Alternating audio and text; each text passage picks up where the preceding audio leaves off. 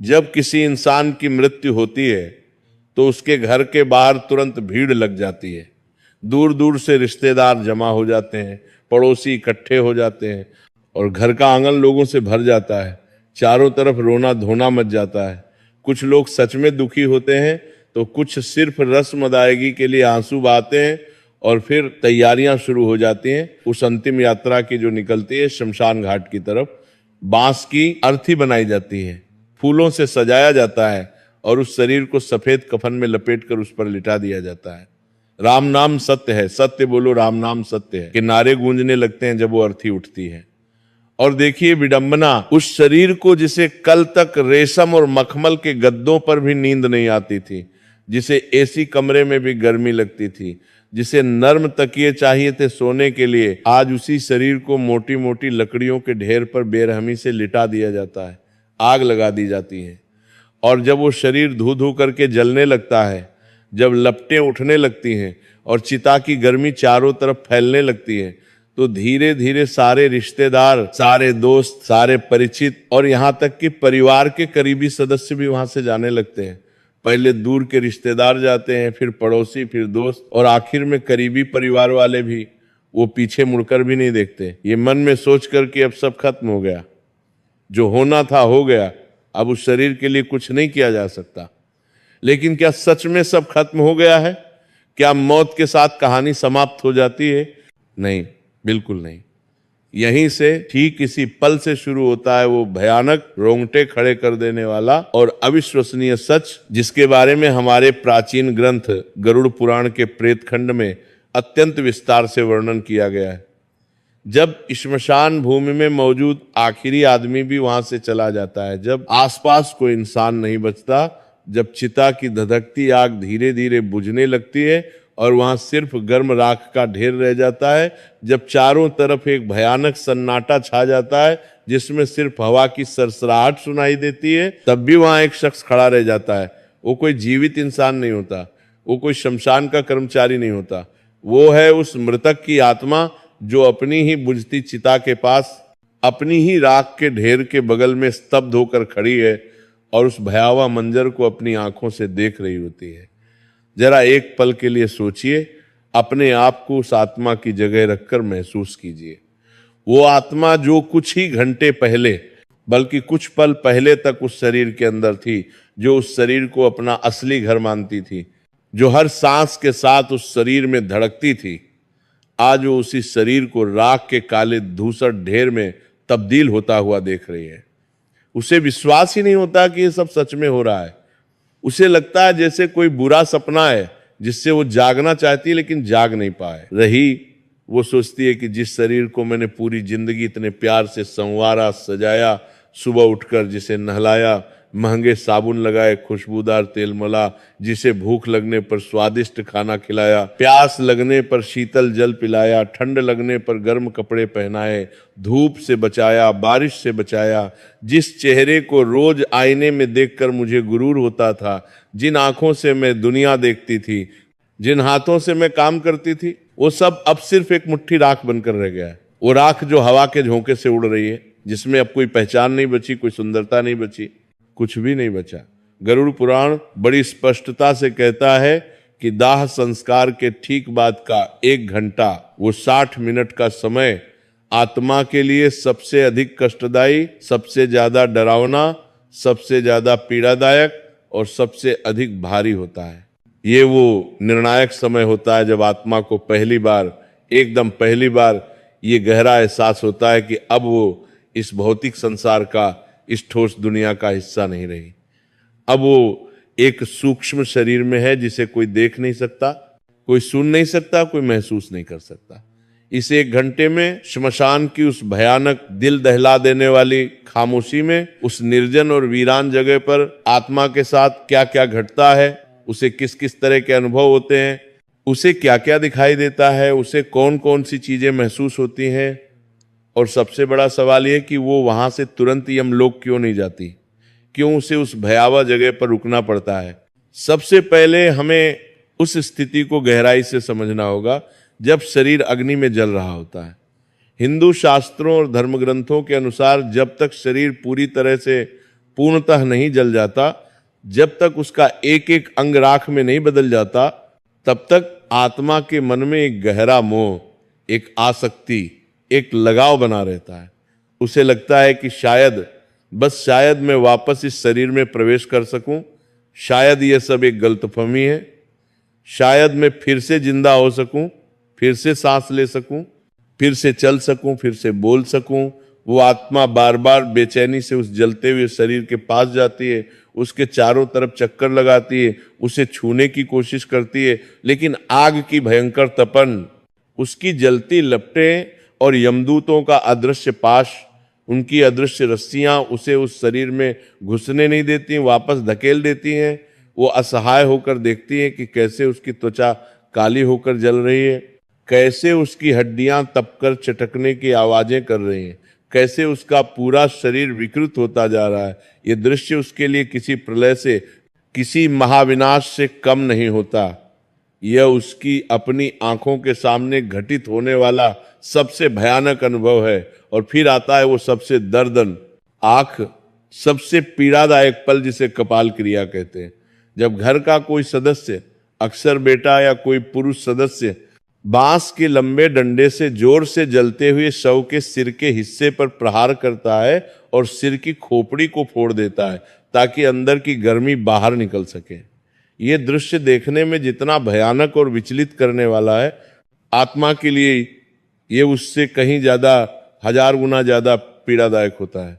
गरुड़ पुराण में विस्तार से वर्णन है कि जैसे ही कपाल फटता है, एक जोरदार धमाका होता है, एक विस्फोट जैसी आवाज गूंजती है जो सिर्फ और सिर्फ उस आत्मा को सुनाई देती है। ये वो निर्णायक, वो अंतिम पल है जब आत्मा का शरीर से आखिरी बंधन, आखिरी डोर, आखिरी नाता टूट जाता है। जो पतली सी डोर अभी तक जुड़ी हुई थी वो भी कट जाती है। उसे एकदम साफ समझ आ जाता है कि अब वापसी का कोई भी रास्ता नहीं बचा, ये दरवाजा हमेशा हमेशा के लिए बंद हो चुका है, अब कोई उम्मीद नहीं बची। लेकिन असली कहानी, असली यात्रा, असली परीक्षा तो इसके बाद शुरू होती है।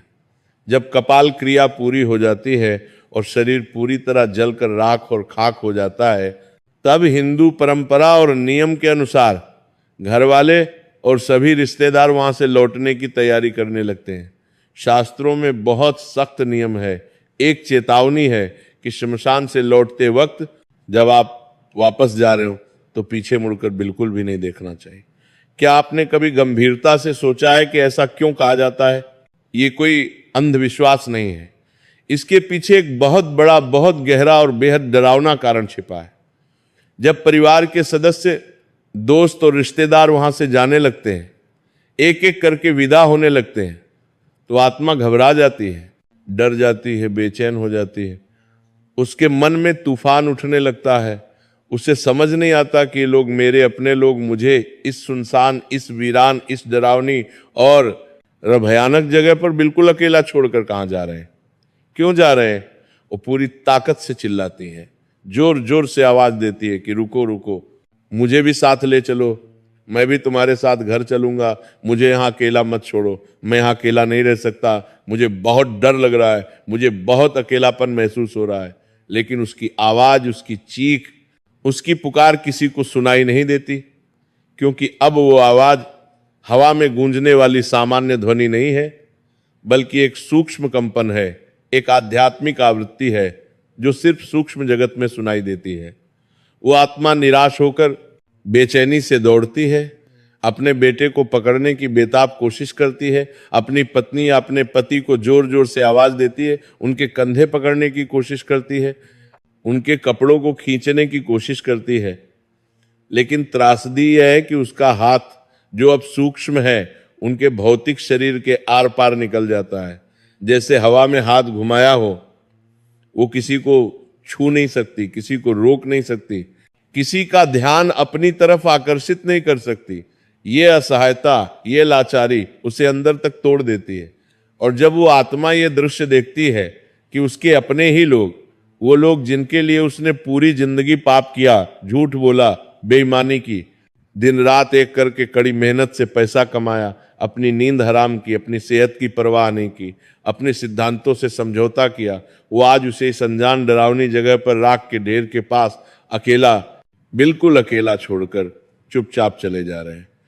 तब उसे जीवन का सबसे बड़ा धोखा, सबसे बड़ी ठगी महसूस होती है।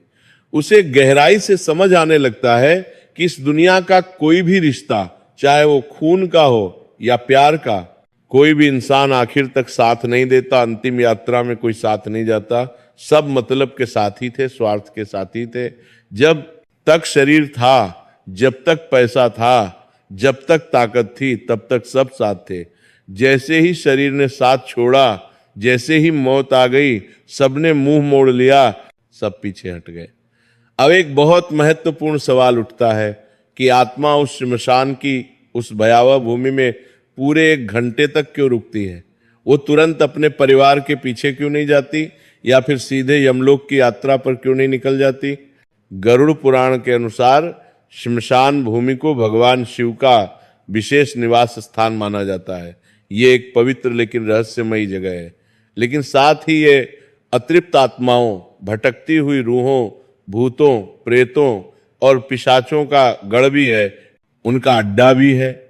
जब कोई ताजा मृत्यु होती है तो उस नई आत्मा के चारों तरफ एक सुरक्षा कवच, एक अदृश्य ढाल होती है, जो उसे कुछ समय के लिए, थोड़े समय के लिए श्मशान में मौजूद नकारात्मक शक्तियों से, बुरी ताकतों से बचाती है। लेकिन जैसे जैसे समय बीतता जाता है, जैसे जैसे मिनट गुजरते जाते हैं, वो कवच धीरे धीरे कमजोर पड़ने लगता है, उसमें दरारें आने लगती हैं। उस 1 घंटे के दौरान आत्मा को श्मशान में मौजूद दूसरी भटकती हुई आत्माएं, दूसरी रूहें दिखाई देने लगती हैं। पहले धुंधली, फिर थोड़ी स्पष्ट। उसे अजीब अजीब तरह की, कानों को छेदने वाली डरावनी आवाजें सुनाई देने लगती हैं। कराहने की आवाजें, चीखने की आवाजें, रोने की आवाजें। वो डर के मारे देखती है कि वहां कई ऐसी आत्माएं मौजूद हैं जो सैकड़ों सालों से, दशकों से मुक्ति के लिए तरस रही हैं, तड़प रही हैं, जो भूख और प्यास से बुरी तरह तड़प रही हैं, छटपटा रही हैं, जिनका सूक्ष्म शरीर विकृत हो चुका है, भयानक दिखता है। कुछ आत्माएं हवा में तैरती हुई दिखाई देती हैं, तो कुछ जमीन पर सांप की तरह रेंगती हुई दिखाई देती हैं। वो सभी उस नई आत्मा को देखकर उसकी तरफ लपकने लगती हैं, उसे डराने की कोशिश करती हैं, उसे अपने साथ खींचने की कोशिश करती हैं। यह दृश्य देखकर वो नई आत्मा डर के मारे आतंक से कांपने लगती है, उसके रोंगटे खड़े हो जाते हैं। वो छिपने की कोई जगह ढूंढने लगती है, कोई आड़ ढूंढती है, लेकिन श्मशान के उस खुले विशाल मैदान में छिपने की कोई जगह नहीं होती। चारों तरफ खुला आसमान, जमीन पर राख और बुझती चिताएं। अब उसे अपनी गलतियों का, अपने पापों का, अपने बुरे कर्मों का गहरा पछतावा होने लगता है। वो मन ही मन सोचने लगती है कि काश मैंने जीवन में कुछ पुण्य का काम किया होता, काश मैंने गरीबों की मदद की होती, काश मैंने मंदिर में दान दिया होता, काश मैंने रोज भगवान का नाम लिया होता, प्रार्थना की होती, तो शायद आज मुझे भयानक दिन नहीं देखना पड़ता, ये कष्ट नहीं भोगना पड़ता।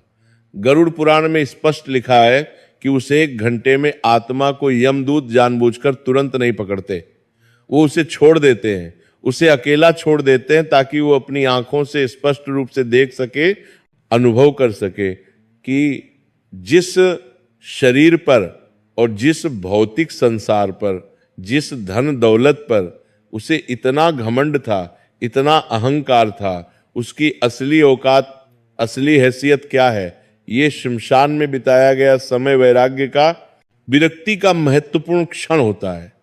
ये आत्मा को ये गहरा एहसास दिलाने के लिए होता है कि तूने क्या खोया है और क्या पाया है, तूने सारी जिंदगी क्या किया और अब तेरे पास बचा क्या है।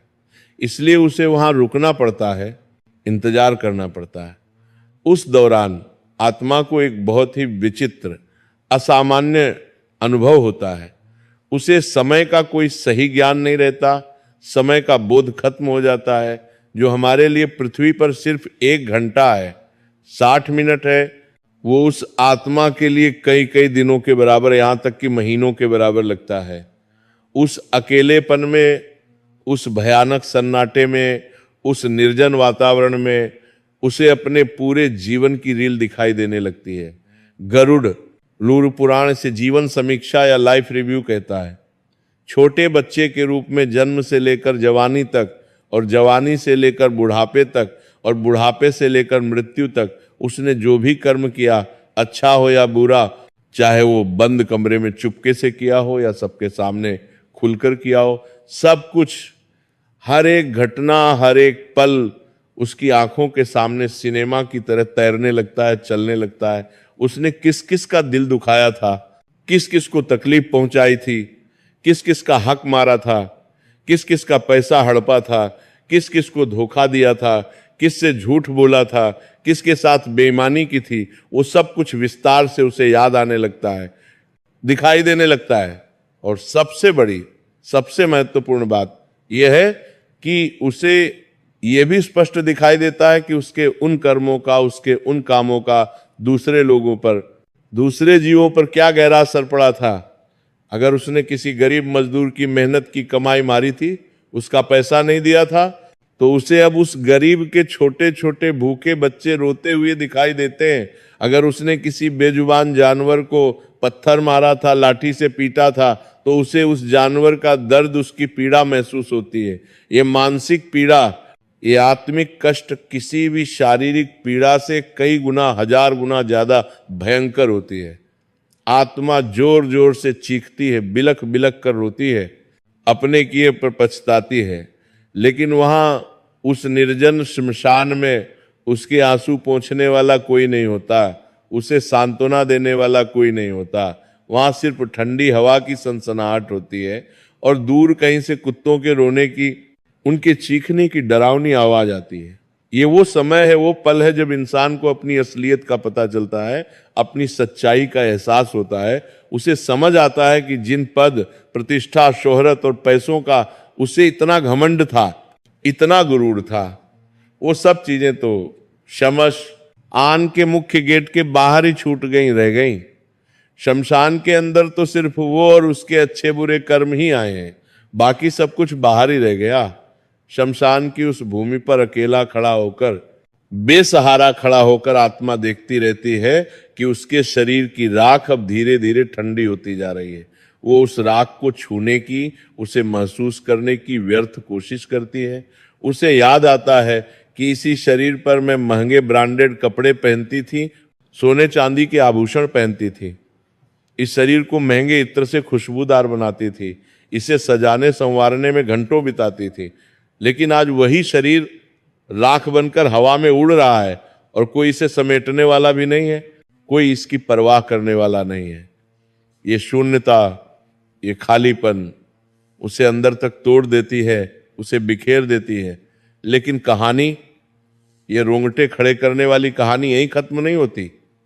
जब वो एक लंबा घंटा बीत जाता है और परिवार वाले, रिश्तेदार श्मशान से निकलकर घर की तरफ काफी आगे निकल चुके होते हैं, तब आत्मा का मोह, उसका लगाव फिर से जोर से जागता है, उभरता है। वो फिर से डरने लगती है, घबराने लगती है और बेचैनी से भागते हुए अपने परिवार के पीछे जाती है। वह देखती है कि उसके बेटे, भाई और अन्य रिश्तेदार आपस में बातें करते हुए, सामान्य बातें करते हुए वापस जा रहे हैं। वो उत्सुकता से उनकी बातें सुनने की कोशिश करती है और कई बार अक्सर उसे यह सुनकर गहरा धक्का लगता है, दिल टूट जाता है कि वे लोग उसके जाने का दुख मनाने के बजाय, उसके बारे में बात करने के बजाय उसके बैंक खाते की बातें कर रहे हैं, उसकी जायदाद की चर्चा कर रहे हैं, उसकी संपत्ति के बारे में योजना बना रहे हैं। बीए आपस में चर्चा कर रहे होते हैं कि अब दुकान कौन संभालेगा, मकान का बंटवारा कैसे होगा, किसको क्या मिलेगा, गहने कैसे बांटे जाएंगे। ये सब सुनकर आत्मा को ऐसा लगता है जैसे किसी ने उसके सीने में सीधा खंजर घोंप दिया हो, तेज चाकू मार दिया हो। वो बेबसी से चिल्लाती है, अरे मूर्खों, अरे अंधों, मैं अभी गया भी नहीं, मेरी चिता की राख अभी गर्म है और तुम लोगों ने बंटवारा शुरू कर दिया।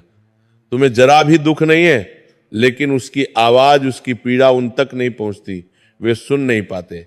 इसीलिए हमारी परंपरा में, हमारे रीति रिवाजों में कहा जाता है कि शमशान से घर में प्रवेश करने से ठीक पहले लोहे को छूना चाहिए, आग को छूना चाहिए, या नीम की कड़वी पत्ती चबानी चाहिए।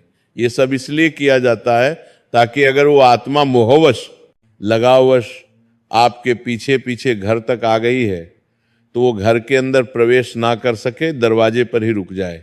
क्योंकि अगर मृत्यु के तुरंत बाद जब आत्मा अभी यमलोक नहीं गई है और वो किसी तरह घर में प्रवेश कर जाए और फिर उसे समय पर मुक्ति न मिले, तो उस घर में प्रेत बनकर, भूत बनकर रहने लगती है, वो वहीं फंस जाती है और परिवार वालों को परेशान करने लगती है। गरुड़ पुराण में बड़े विस्तार से लिखा है कि आत्मा को बहुत तेज असहनीय प्यास लगती है। दाह संस्कार की भयंकर गर्मी से, चिता की आग की तपन से उसका सूक्ष्म शरीर जल रहा होता है, तप रहा होता है।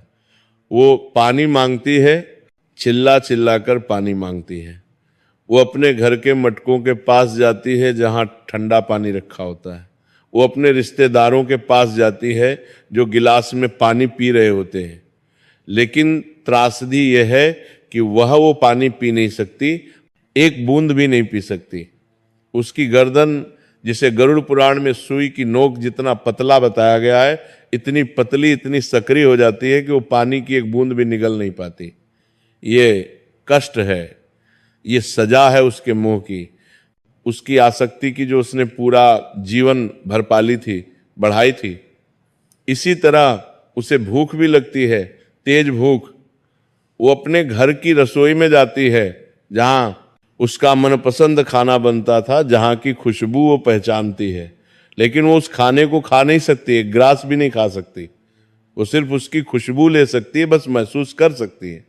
ये बेबसी या समर्थता उसे तोड़कर रख देती है। डरा सेब पर नेत्रबंतु बत्ती की उसे पागल बनाने लगती है। जब वो 1 घंटे के बाद जब आत्मा किसी तरह अपने घर पहुंच जाती है तो वो वहां का नजारा देखती है। वो देखती है कि लोग उसकी फोटो पर सफेद कपड़ा डालकर माला चढ़ा रहे हैं, अगरबत्ती जला रहे हैं। कुछ लोग सच में उसके जाने का दुख मना रहे हैं, रो रहे हैं, तो वहीं कुछ लोग एक कोने में बैठकर उसकी संपत्ति की, उसके पैसे की, उसके घर की और बंटवारे की बातें कर रहे हैं, योजनाएं बना रहे हैं। ये सब देखकर आत्मा को बहुत गहरा आघात लगता है। उसे ये कड़वा सच समझ आता है कि मेरे जाने के बाद भी दुनिया बिल्कुल वैसी ही चल रही है जैसे पहले चलती थी। किसी के रुकने से, किसी के मरने से कुछ नहीं रुकता, सब चलता रहता है। जिन पैसों के लिए, जिन रुपयों के लिए उसने अपने भाई से लड़ाई की थी, झगड़ा किया था, जिन गहनों के लिए, जिन जमीन जायदाद के लिए उसने दूसरों का दिल दुखाया था, उनका हक मारा था, आज वो सब चीजें यहीं पड़ी रह गई हैं, धरी रह गई हैं, और वो खाली हाथ, नंगा और बिल्कुल बेबस, असहाय खड़ा है, कुछ नहीं ले जा सका। उसे अपने ही घर में, जहां उसने जिंदगी बिताई, बेगानापन महसूस होने लगता है। वो अपनी ही पसंदीदा कुर्सी पर बैठना चाहता है जहां वो रोज बैठता था, लेकिन बैठ नहीं पाता, उसका शरीर कुर्सी के आर पार निकल जाता है। वो अपने छोटे बच्चों के सिर पर प्यार से हाथ रखना चाहता है, उन्हें आशीर्वाद देना चाहता है, लेकिन रख नहीं पाता। वो अपनी पत्नी को या अपने पति को रोते हुए देखता है और उसे चुप कराने की, उसे दिलासा देने की कोशिश करता है, लेकिन वो उसे महसूस नहीं कर पाती, उसकी मौजूदगी भांप नहीं पाती, ये पूर्ण खीर मामला नहीं पाती। देखिए, समर्थता यह लाचारी आत्मा को मानसिक रूप से पागल कर देती है। वो बार बार दीवार से टकराती है इस उम्मीद में कि शायद कोई उसे महसूस कर ले। आईने के सामने जाकर खुद को देखने की कोशिश करती है, लेकिन आईने में कोई प्रतिबिंब नहीं बनता, वहां कुछ दिखाई नहीं देता। गरुड़ पुराण ये भी विस्तार से बताता है कि मृत्यु के बाद आत्मा की याददाश्त, जिसे हम स्मृति कहते हैं, अचानक बहुत तेज, बहुत शार्प हो जाती है। उसे अपने छोटे बचपन से लेकर बुढ़ापे तक का एक एक पल, एक एक घटना क्रिस्टल क्लियर याद आने लगता है।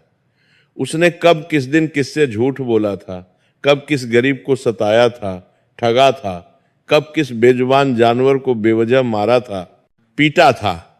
उसे सब कुछ बिल्कुल साफ साफ एक फिल्म की तरह दिखाई देने लगता है। उस वक्त उसे जो पछतावा होता है, जो गिल्ट होता है, उसकी आग चिता की भौतिक आग से भी कहीं ज्यादा तेज, कहीं ज्यादा जलाने वाली होती है। वो चीखती है, गिड़गिड़ाती है, हे भगवान, हे ईश्वर, मुझे बस एक मौका और दे दो, सिर्फ एक मौका, मुझे वापस धरती पर भेज दो, मुझे दोबारा जीवन दे दो। मैं वादा करता हूं मैं सब कुछ ठीक कर दूंगा, सब ठीक कर दूंगा, मैं खूब दान करूंगा, मैं रोज पूजा करूंगा, मैं अच्छा इंसान बनूंगा। लेकिन नियति का, प्रकृति का, समय का पहिया कभी उल्टा नहीं घूमता, पीछे नहीं जाता। जो हो गया सो हो गया, अब पछताने से कुछ नहीं होता। उसी समय आत्मा को यमदूतों का असली वास्तविक रूप दिखाई देने लगता है। जो यमदूत पहले उसे सिर्फ धुंधली परछाई जैसे, काली छाया जैसे लग रहे थे, अब वो धीरे धीरे स्पष्ट होने लगते हैं, साफ दिखाई देने लगते हैं। पापी आत्मा के लिए उनका रूप अत्यंत भयानक, बेहद डरावना होता है। उनकी आंखें लाल अंगारों जैसी जलती हुई होती हैं, बाल बिखरे हुए, उलझे हुए होते हैं, दांत लंबे लंबे बाहर निकले हुए होते हैं, और हाथ में काला पाश, काली रस्सी होती है। वो आपस में कर्कश आवाज में बात करते हैं, इस पापी को किस नरक में ले जाना है, इसने कौन कौन से पाप किए हैं, इसके लिए कौन सी सजा तय है, इसके लिए कौन सी प्रभात। उनकी ये बातें सुनकर आत्मा थर थर थर थर कांपने लगती है, डर से उसका बुरा हाल हो जाता है। लेकिन जो पुण्य आत्मा होती है, जिसने पूरे जीवन भर ईमानदारी से धर्म का पालन किया होता है, सच्चाई से जीवन जिया होता है, अच्छे कर्म किए होते हैं, उसे वो यमदूत सौम्य, शांत और सुंदर दिखाई देते हैं। वे उससे सम्मान और आदर से बात करते हैं और उसे सांत्वना देते हैं, ढांढस बंधाते हैं कि घबराओ नहीं, तुम्हारे अच्छे कर्मों का फल तुम्हें मिलेगा। ये सब हमारे कर्मों का ही प्रतिबिंब है, हमारे कर्मों का ही परिणाम है। जैसा हम करते हैं, जैसा हम बोते हैं, वैसा ही हमें अंत में काटना पड़ता है, वैसा ही दिखाई देता है। ये पूरा 1 घंटा जो आत्मा पहले शमशान की भूमि में और फिर अपने घर के दरवाजे पर, अपने घर के अंदर बिताती है, ये उसे ये गहराई से समझने के लिए पर्याप्त होता है, काफी होता है कि जीवन का असली उद्देश्य क्या था, जीवन का वास्तविक अर्थ क्या है। हम सब पूरी जिंदगी भागते ही रहते हैं, दौड़ते ही रहते हैं, पैसा कमाने के लिए, ज्यादा से ज्यादा धन इकट्ठा करने के लिए, नाम कमाने के लिए, शोहरत पाने के लिए, बड़ा आलीशान घर बनाने के लिए, महंगी गाड़ी खरीदने के लिए। इस दौड़ में हम अपने रिश्तों को दांव पर लगा देते हैं, बलिदान कर देते हैं, अपनी नैतिकता को भूल जाते हैं, अपने सिद्धांतों से समझौता कर लेते हैं। लेकिन अंत में, उस अंतिम 1 घंटे में जब हम अकेले खड़े होते हैं, हमारे पास सिर्फ और सिर्फ हमारे कर्म होते हैं, बस वही साथ जाते हैं।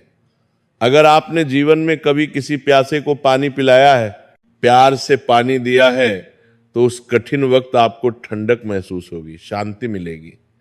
अगर आपने किसी नंगे को, किसी जरूरतमंद को कपड़ा दिया है, तो उस वक्त आपको सुरक्षा का एहसास महसूस होगा।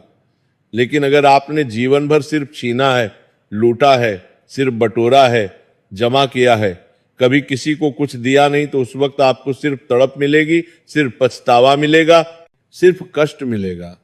गरुड़ पुराण का ये पवित्र ज्ञान, ये गहरी शिक्षा हमें डराने के लिए नहीं है, आतंकित करने के लिए नहीं है, ये हमें जगाने के लिए है, होश में लाने के लिए है। ये हमें स्पष्ट रूप से बताता है कि जिस मौत से हम इतना डरते हैं, जिसके नाम से हम कांपते हैं, वह तो आनी ही है, वो निश्चित है।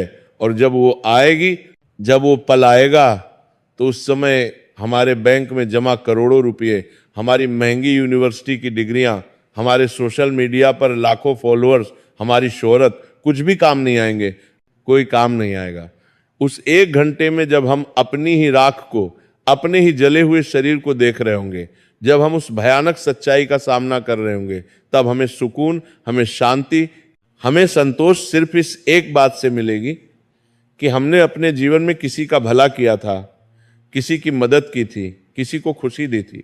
इसीलिए हमारे प्राचीन शास्त्रों में हमारे ऋषि मुनियों ने बार बार कहा है, समझाया है कि जब तक शरीर में प्राण है, जब तक सांसें चल रही, जब तक दिल धड़क रहा है, तब तक शुभ कर्म कर लो, अच्छे काम कर लो, गरीबों की मदद करो, जरूरतमंदों की सहायता करो, दान करो, सेवा करो, परोपकार करो, और सबसे जरूरी, सबसे महत्वपूर्ण, रोज भगवान का नाम लो, उनका स्मरण करो, प्रार्थना करो। क्योंकि गरुड़ पुराण में भगवान विष्णु स्वयं बड़ी स्पष्टता से कहते हैं कि जो व्यक्ति मेरे नाम का नियमित रूप से जप करता है, जो मुझे याद करता है, जो भक्ति भाव से मेरी पूजा करता है, उसे मृत्यु के बाद यमदूत नहीं बल्कि मेरे दिव्य पार्षद, मेरे सुंदर सेवक लेने आते हैं। उसे श्मशान की उस भयानक गर्मी और उस दर्दनाक अकेलेपन का सामना नहीं करना पड़ता, बल्कि उसे एक दिव्य सुंदर विमान में, एक स्वर्गीय रथ में आराम से बैठाकर सीधे बैकुंठ धाम ले जाया जाता है। उसकी यात्रा सुखद होती है, शांतिपूर्ण होती है। श्मशान में उस 1 घंटे के दौरान आत्मा को कई और भी विचित्र असामान्य अनुभव होते हैं। उसे वहां मौजूद पिंड और चावल के गोलों को जो उसके पुत्र या परिवार के सदस्यों ने श्रद्धा से प्रदान किए हैं, खाने की तीव्र इच्छा होती है। गरुड़ पुराण के अनुसार पहले दिन का पिंडदान अत्यंत महत्वपूर्ण, बेहद जरूरी होता है। अगर सही विधि विधान से पूरी श्रद्धा और भक्ति के साथ पिंडदान न किया जाए तो आत्मा को बहुत तेज भूख लगती है, असहनीय भूख लगती है, और वह शमशान में इधर से उधर, यहाँ से वहाँ भटकती रहती है। कभी कभी वह शमशान के पास लगे पुराने पेड़ों पर लटक जाती है, उन पर बैठ जाती है, या फिर पानी के स्रोतों के पास, कुओं के पास, तालाब के किनारे जाकर अपनी जलती प्यास बुझाने की बेताब कोशिश करती है। लेकिन बिना भौतिक शरीर के, बिना स्थूल देह के उस प्यास को बुझाना पूरी तरह नामुमकिन है, असंभव है। यह प्यास केवल शारीरिक नहीं होती, यह आत्मिक होती है, सूक्ष्म होती है, जो केवल और केवल पवित्र मंत्रों की शक्ति से और सच्ची श्रद्धा से ही शांत हो सकती है। जो लोग आज के आधुनिक युग में श्राद्ध और पिंडदान को बेकार मानते हैं, पुरानी परंपरा मानते हैं, अंधविश्वास मानते हैं, उन्हें ये गंभीरता से समझना चाहिए कि ये भोजन, ये पिंड भौतिक शरीर के लिए नहीं है। ये तो उस लंबी कठिन आध्यात्मिक यात्रा के लिए है जिस पर आत्मा निकली है, जिस पर उसे जाना है। बिना इस भोजन के, बिना इस ऊर्जा के आत्मा कमजोर हो जाती है, दुर्बल हो जाती है, और प्रेत योनि में जाने का, भूत बनने का खतरा कई गुना बढ़ जाता है। एक और महत्वपूर्ण बात जो गरुड़ पुराण बड़े विस्तार से बताता है वो ये है कि उस विशेष समय पर आत्मा को अपने पूर्वज भी दिखाई दे सकते हैं, मिल सकते हैं।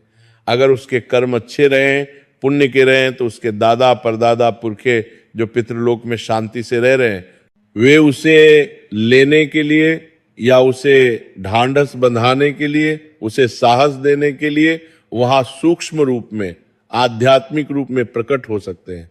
वे उसे प्रेम से, स्नेह से कहते हैं, बेटा डरो मत, घबराओ नहीं, हम सब तुम्हारे साथ हैं, हम तुम्हारी रक्षा करेंगे, तुम्हारे अच्छे कर्मों ने तुम्हारा साथ दिया है, अब तुम्हारी यात्रा सुखद होगी। ये मिलन, ये पुनर्मिलन आत्मा को बहुत गहरी शांति देता है, बहुत संतोष देता है, बहुत सुकून देता है। लेकिन दूसरी तरफ अगर कर्म बुरे हैं, पाप से भरे हुए हैं, तो उसे वहां सिर्फ घना अंधेरा और डरावनी विकृत आकृतियां ही दिखाई देती हैं। वो मदद के लिए, सहायता के लिए जोर जोर से पुकारता है, चिल्लाता है, लेकिन कोई नहीं आता, कोई जवाब नहीं देता। ये भयानक अकेलापन, ये पूर्ण एकांत ही नरक की पहली सबसे दर्दनाक सीढ़ी है। हमें ये गहराई से समझना होगा, अपने दिमाग में बैठाना होगा कि हमारा ये भौतिक शरीर 5 महाभूत तत्वों से, पंच तत्व से बना है। पृथ्वी यानी मिट्टी, जल यानी पानी, अग्नि यानी आग, वायु यानी हवा और आकाश। जब दाह संस्कार में शरीर जलता है, अग्नि में भस्म होता है, तो ये पांचों तत्व वापस अपने मूल स्रोत में, वापस प्रकृति में मिल जाते हैं, विलीन हो जाते हैं। लेकिन आत्मा जो इन 5 तत्वों से परे है, जो इनसे ऊपर है, जो अमर है, अविनाशी है, वह वहीं रह जाती है। उसका सूक्ष्म शरीर, जिसे हम यातना शरीर भी कहते हैं, जिसमें मन, बुद्धि और संस्कार होते हैं, वह बना रहता है। इसी सूक्ष्म शरीर के माध्यम से, इसी के जरिए वह सुख और दुख महसूस करती है, अनुभव करती है। चिता की भौतिक आग उसे जला नहीं सकती, नष्ट नहीं कर सकती, लेकिन उसके बुरे कर्मों की आग, उसके पापों की आग उसे अंदर तक झुलसा देती है, जला देती है। आज की इस तेज रफ्तार भाग दौड़ भरी जिंदगी में, इस आधुनिक युग में हम इन गहरी आध्यात्मिक बातों को अक्सर अंधविश्वास मानकर नकार देते हैं, खारिज कर देते हैं। हम बड़े घमंड से सोचते हैं कि मरने के बाद किसने देखा है, क्या होता है। ये सब कहानियां हैं, मनगढ़ंत बातें हैं। आज का विज्ञान तो सबूत मांगता है, प्रमाण मांगता है, लेकिन हमें यह नहीं भूलना चाहिए कि हमारे महान ऋषि मुनियों ने, हमारे तपस्वियों ने अपनी दिव्य दृष्टि से, अपनी योग साधना से, अपनी गहरी तपस्या से इन सूक्ष्म लोकों को देखा है, अनुभव किया है, और गरुड़ पुराण के रूप में हमें ये अनमोल नक्शा दिया है, ये मार्गदर्शन दिया है, ताकि हम रास्ता न भटके, सही मार्ग पर चलें। ये एक गाइड बुक है, एक जीवन का मैनुअल है, जो हमें विस्तार से बताती है कि इस जीवन के बाद की यात्रा कैसी होगी, कैसे करनी है, क्या सावधानियां रखनी है। अगर हम इसे नजरअंदाज करेंगे, अगर हम इसे झुठलाएंगे, तो नुकसान हमारा ही होगा, पछतावा हमें ही होगा। जैसे किसी अनजान देश में, किसी विदेश में जाने से पहले हम वहाँ के नक्शे का अध्ययन करते हैं, वहाँ के नियम कानूनों को समझते हैं, वहाँ की संस्कृति के बारे में जानते हैं। ठीक वैसे ही मृत्यु के बाद की दुनिया को समझना, उसकी तैयारी करना भी उतना ही जरूरी है, बल्कि उससे भी ज्यादा जरूरी है। गरुड़ पुराण में यह भी बड़े विस्तार से बताया गया है कि जिन लोगों की अकाल मृत्यु होती है, असमय मृत्यु होती है, यानी जो अपने निर्धारित समय से पहले ही दुर्घटना में, सड़क हादसे में, आत्महत्या से, हत्या से या किसी भयानक महामारी के कारण मर जाते हैं, उनकी स्थिति उस 1 घंटे में और भी कहीं ज्यादा दर्दनाक और भी ज्यादा पीड़ादायक होती है। उन्हें ठीक से समझ ही नहीं आता कि उनके साथ अच्छा न क्या हो गया, क्यों हो गया। एक पल पहले तो वे जिंदा थे और अचानक सब कुछ खत्म हो गया। वे अपनी कटी फटी, बिखरी हुई या बुरी तरह जली हुई देह को देखकर और भी ज्यादा डर जाते हैं, सदमे में आ जाते हैं। उनका मोह, उनका लगाव और भी कई गुना ज्यादा गहरा होता है, क्योंकि उनकी सांसारिक इच्छाएं अभी अधूरी होती हैं, उनके सपने अधूरे होते हैं, उनका जीवन चक्र, उनकी आयु पूरी नहीं हुई होती। वे सोचते रहते हैं कि मुझे अभी तो बहुत कुछ करना था, बहुत कुछ देखना था। ऐसी अकाल मृत्यु की स्थिति में उनके लिए पिंडदान, तर्पण, श्राद्ध और नारायण बलि जैसी विशेष पूजाएं और भी ज्यादा जरूरी और भी ज्यादा महत्वपूर्ण हो जाती हैं। अगर आपके परिवार में, आपके रिश्तेदारों में या जान पहचान में किसी की ऐसी असामयिक अकाल मृत्यु हुई हो, तो उनके नाम से, उनकी शांति के लिए विशेष पूजा, विशेष हवन या दान जरूर करना चाहिए, ताकि उस 1 घंटे की भयानक तड़प से, उस पीड़ा से उन्हें थोड़ी राहत मिल सके, थोड़ा सुकून मिल सके और वे प्रेत योनि में न फंसे, न भटके। तो मैं आपसे कहूंगा कि आज रात जब आप सोने जाएं, जब आप अपने आरामदायक बिस्तर पर लेटें, तो एक बार गंभीरता से दिल से सोचिएगा जरूर कि अगर कल सुबह मेरी आंख ना खुले, अगर मेरी यही आखिरी रात हो और मैं कल उसी श्मशान में अपनी राख के पास अकेला खड़ा रहूं, तो मेरे पास खुश होने के लिए क्या होगा, मुझे संतोष कहां से मिलेगा। क्या मेरे पास कोई ऐसा पुण्य का कर्म है, कोई ऐसी अच्छाई है जिसे देखकर मैं गर्व से सीना तान कर कह सकूं कि हाँ, मेरा जीवन सार्थक था, मेरा जीवन सफल था, मैंने कुछ अच्छा किया। अगर इस सवाल का जवाब ना है, अगर आपके पास कोई संतोषजनक जवाब नहीं है, तो सुनिए, अभी भी देर नहीं हुई है, अभी भी समय है, सांसें चल रही हैं, मतलब अभी भी मौका बाकी है, अवसर है।